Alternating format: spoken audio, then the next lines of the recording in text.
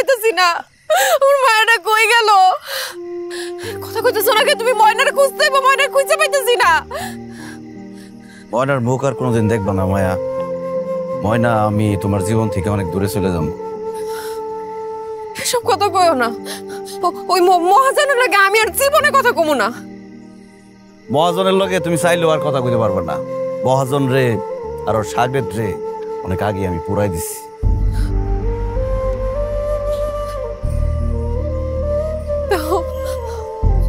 আমার তুমি মাফ করে দাও, আমার ভুল হয়ে গেছে। মানুষই তো ভুল করে। মানুষ ভুল করলে তার শাস্তি পায়।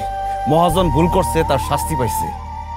কিন্তু ভয় পাও না, আমি তোমার মারুম না।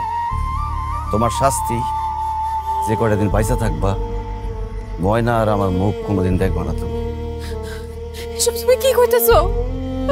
তোমার দোহাই লাগে, এত কঠিন হইও না তুমি।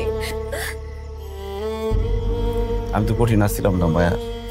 আমি তোর আদর রাখছিলাম, ভালোবাসায় রাখছিলাম। নিজের থেকে তোরে বেশি ভালোবাসছি।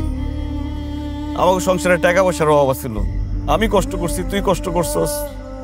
ভালোবাসার তো কোনো কমতি আসছিল না। কেন গেছিলি মহাজনের কাছে?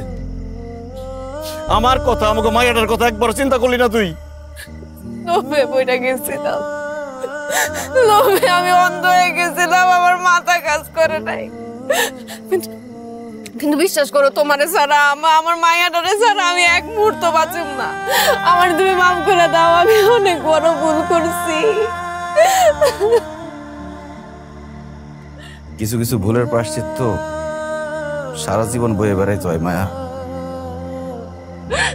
এমন করো না, আমি তোমার কাছে হাত জোর করতেছি। আমার মায়াটা ছাড়া আমার কিচ্ছু নাই। আমি লোভে পড়ছিলাম।